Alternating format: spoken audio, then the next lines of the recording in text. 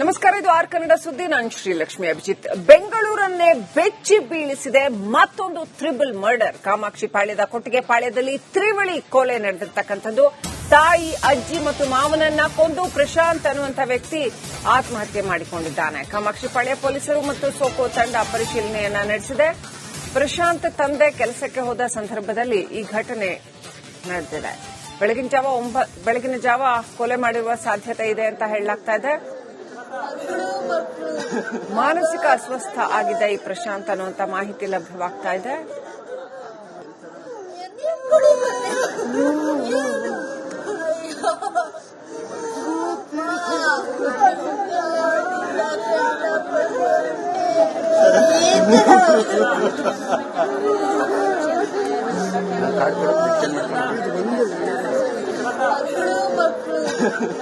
ಬೆಳಿಗ್ಗೆ ನಾನು ಮಾಮೂಲಿ ಕೆಲಸಕ್ಕೆ ಹೋದ 6 ಗಂಟೆಗೆ ಎದ್ದು ಹೋದೆ.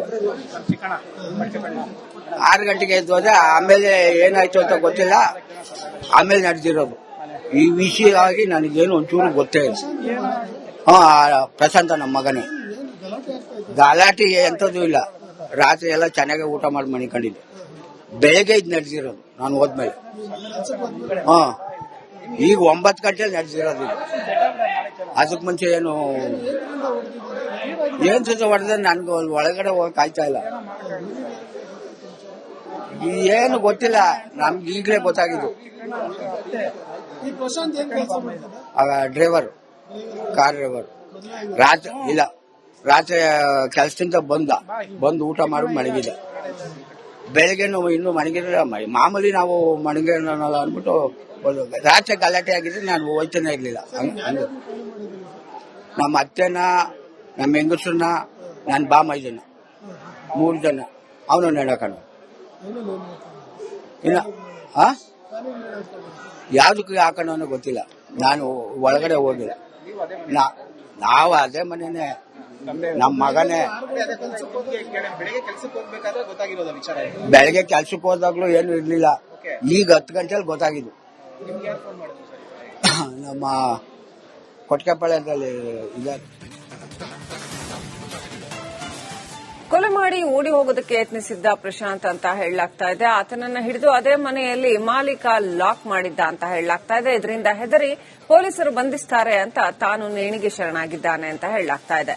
ಬಾಗಿಲು ತೆಗೆದು ನೋಡಿದಾಗ ಪ್ರಶಾಂತ್ ಕೂಡ ನೇಣಿಗೆ ಶರಣಾಗಿದ್ದ. ಮೃತರೆಲ್ಲರೂ ಕುಣಿಗಲ್ ಬಳಿಯ ಮಾಗಡಿ ಪಾಳ್ಯ ನಿವಾಸಿಗಳು ಎನ್ನಲಾಗಿದೆ.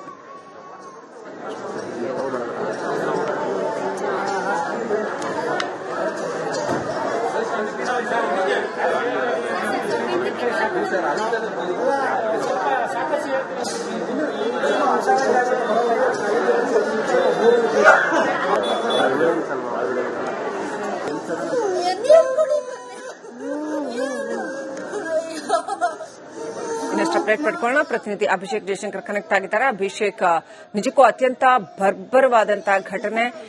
ಈ ವ್ಯಕ್ತಿ ಪ್ರಶಾಂತ್ಗೆ ಯಾವ ರೀತಿಯ ಮಾನಸಿಕ ಅಸ್ವಸ್ಥತೆ ಇತ್ತು, ಏನ್ ಸಮಸ್ಯೆ ಇತ್ತು, ಏನೆಲ್ಲ ಡೀಟೇಲ್ಸ್ ಇದೆ? ಪೊಲೀಸರು ಸ್ಥಳಕ್ಕೆ ಬಂದಿದ್ದಾರಾ? ಏನ್ ಅಪ್ಡೇಟ್ ಇದೆ?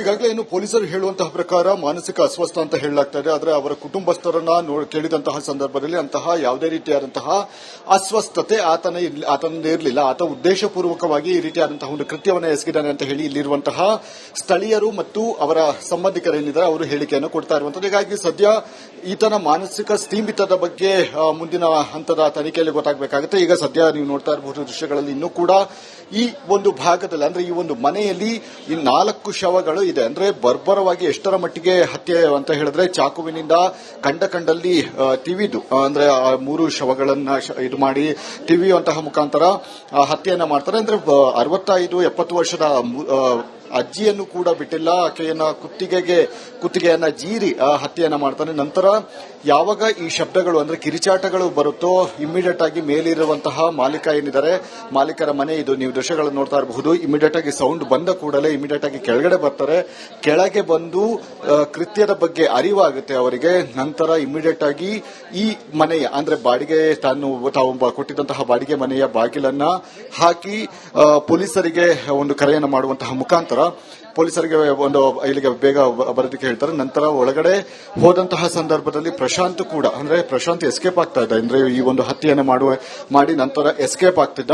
ಎಸ್ಕೇಪ್ ಆಗಿ ಏನೊಂದು ಓಡಿ ಹೋಗುವಂತಹ ಸಂದರ್ಭದಲ್ಲಿ ಆತನ ಬಂಧನ ಮಾಡುವಂತಹ ಅಂದ್ರೆ ಬಾಗಿಲನ್ನು ಹಾಕಿ ಕೂಡಿ ಹಾಕ್ತಾರೆ. ಈ ವೇಳೆ ಪೊಲೀಸರು ಬಂದ ಕೂಡಲೇ ಆತ ಬಾಗಿಲನ್ನು ಒಳಗೆ ಒಡೆದು ನೋಡಿದಂತಹ ತೆಗೆದು ನೋಡಿದಂತಹ ಸಂದರ್ಭದಲ್ಲಿ ಆತ ನೇಣಿಗೆ ಶರಣಾಗಿರೋದು ಪತ್ತೆಯಾಗುತ್ತೆ. ಅಂದ್ರೆ ಒಟ್ಟು 4 ಶವಗಳನ್ನ ಈಗ ಮಹಜರು ನಡೆಸಬೇಕಾಗುತ್ತೆ. ಬೆಳಗಿನ ಜಾವ 8-8:30 ಸಂದರ್ಭದಲ್ಲಿ ನಡೆದಂತಹ ಒಂದು ಘಟನೆ ಇದು.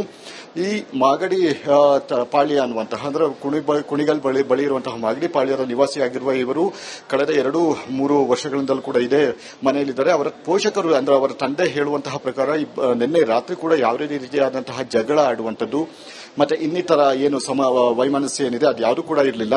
ಈ ಹಿನ್ನೆಲೆಯಲ್ಲಿ ಯಾವುದೇ ರೀತಿ ಇರಲಿಲ್ಲ, ಅಂದ್ರೆ ಎಲ್ಲವೂ ಕೂಡ ನಾರ್ಮಲ್ ಇತ್ತು. ಆದ್ರೆ ಈ ರೀತಿ ಅಂದ್ರೆ ನಾನು ಕೆಲಸಕ್ಕೆ ಹೋದಂತಹ ಸಂದರ್ಭದಲ್ಲಿ ಬೆಳಗಿನ ಜಾವ 6 ಗಂಟೆಗೆ ನಾನು ಕೆಲಸಕ್ಕೆ ಹೋದೆ.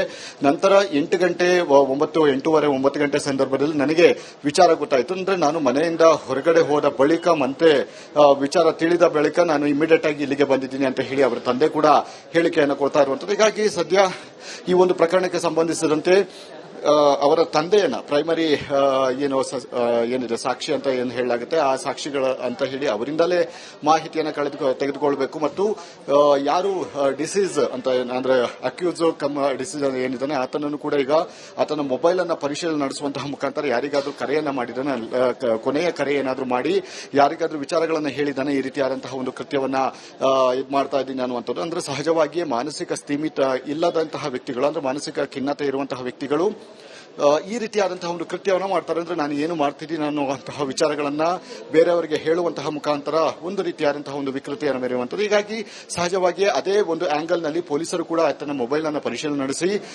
ಯಾರು ಕರೆ ಅಂದ್ರೆ ಕೊನೆಯ ಕರೆ ಯಾರಿಗೆ ಮಾಡಿದ್ದಾನೆ ಅನ್ನುವಂತ ರಿಪೋರ್ಟ್ ಅನ್ನು ಈಗಾಗಲೇ ತೆಗೆದುಕೊಂಡಿದ್ದಾರೆ. ಅದಕ್ಕಿಂತ ಮುನ್ನ ಈ ಒಂದು ಸ್ಥಳಕ್ಕೆ ಬಂದು ಸ್ಥಳ ಮಹಜರು ಪ್ರಕ್ರಿಯೆಗಳನ್ನ ಮಾಡಬೇಕಾಗುತ್ತೆ. ಈಗಾಗಲೇ ನೋಡ್ತಾ ಇರಬಹುದು ಆಂಬ್ಯುಲೆನ್ಸ್ಗಳು ಎಲ್ಲಾ ಸಿದ್ಧತೆಗಳನ್ನ ಮಾಡಿಕೊಂಡಿದೆ.